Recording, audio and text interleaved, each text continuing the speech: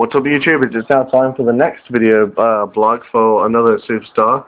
This is going to be the first diva. It's actually my girlfriend's character of herself, Marilyn Draper. Former nickname, she's gone under the Terminal Light. Billed from Hartlepool in England. She's 5'10", and her finishing move is the Terminal Light. She kind of hoists the opponent up in a chokeslam position, and then instead of just driving them into the canvas, she kind of twists them so they land on their front instead of their back.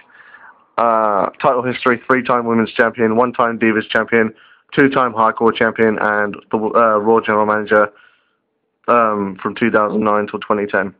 She debuted at WrestleMania 25 as a replacement for Taz at the SmackDown commentary table with Jim Ross, but the following night in the draft, she was drafted to Raw, and she debuted as the Raw General Manager. She kind of had it in for John Cena and seemed to be twisting things in the favor of the then WWE Champion James Morehouse. Cena began saying that the reason for it was because she was dating James. Both characters started denying this.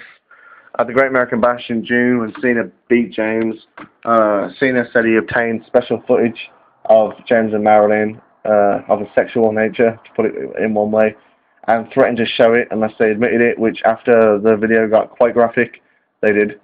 The WWE's board of directors kind of made a decision to keep Marilyn on, which it was looking bleak before that because they Cena tried to get her to admit it, so that the board of directors would fire her as the general manager for dating an employee. It wasn't within their best interest, but they just about decided to keep her on as general manager. And Marilyn makes a handicap match at the Saturday night's main event pay-per-view to punish Cena for this. James hits her with a neck breaker. Marilyn hits him with a swanton bomb off the top rope and pins him. So Cena's embarrassed because he lost to Marilyn. Marilyn starts having it in for Melina after this because Melina had just defeated Beth Phoenix to end Beth's 10-month title reign as the women's champion. And Marilyn says that Melina's a typical blonde, stick-thin, well not blonde, but stick-thin bimbo who can't wrestle, and decides to do something about it. And then ends up defeating Melina on her birthday, the 13th of October, to become the new women's champion.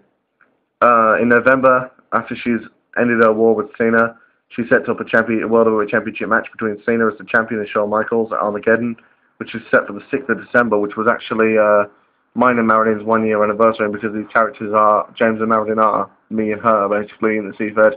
I made a storyline out of it where she says these two are going to face off one-on-one because James is going to want to compete on the 6th of December, and then I kind of come out and I'm like, yeah, I do want to compete on that day. It's alright, I can still take you out after the match, which she's clearly upset about, but she puts me in the match anyway. I end up winning the World Heavyweight Championship. Then I kind of put the championship in front of Marilyn, how Kurt Angle did to Karen Angle in TNA a couple of years ago. The championship was all I cared about, so Marilyn gave John Cena a rematch at the Royal Rumble. He beats me for the championship, and by the way, on that night she also lost the Women's Championship to the Melina at the Royal Rumble 2010. And without the championship, I start crawling back to Marilyn, but she's having none of it because of all the pain I've put her through over the last few months. And then at No Way Out 2010, turns out she's forgiven me. At a match she fought me for, one-on-one with Batista, turned into a handicap match with my brother Taylor Morehouse, helping me out, and we end up defeating Batista. She then starts kind of a one-upsmanship kind of rivalry with Vicky Guerrero after No Way Out, which kind of turns a bit personal. So at WrestleMania there's a match between the women's champion Melina and the Divas champion Gabriela Perez. Gabriela Perez being on SmackDown, Melina being on Raw. Melina representing Marilyn and Gabriela Perez representing Vicky Guerrero.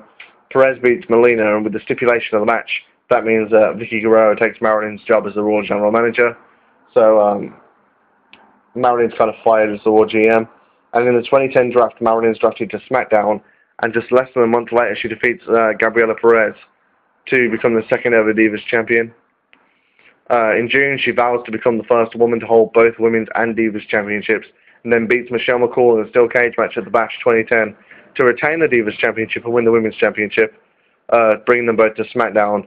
Then she was forced to defend them both in consecutive matches at the Night of Champions pay-per-view, defended the Women's Championship successfully against Gabriela Perez, and then lost the Divas Championship to Mickie James. So after this, the Divas title transferred over to Raw, and the Women's title stayed on SmackDown. That's how I kind of switched the belts between the two shows. Marilyn then lost the Women's Championship to Gabriella Perez at the SummerSlam pay-per-view. Didn't really do much with her towards the end of 2010. She began a feud with two divas I created, but have since released The Lake, Pandora, and Adalia in early 2011, and lost to them both at WrestleMania 27. However, did start to fight back when she defeated Beth Phoenix, Pandora, and Adalia in a 4-diva match at the Extreme Rules pay-per-view to win her third Women's Championship. However, just 2 weeks ago now, she lost it to Layla and is currently seeking to get it back. So there's Marilyn's title. There's Marilyn's history. You know, she's active on the SmackDown roster, so she'll be in the results as well. So there you have it. You now know a bit more about Marilyn Draper. So as always, comment on the character. You know, what do you like about the history? What do you not like? Just give me some feedback. Subscribe if you haven't already. And when the results start coming in, you'll know a bit more about who these characters are, rather than them just being, you know, random names in the results that you're not going to be familiar with. So thank you for watching. I'm going to be doing all the other EFED characters I've got in the EFED, and I will see you next time. Thank you for watching.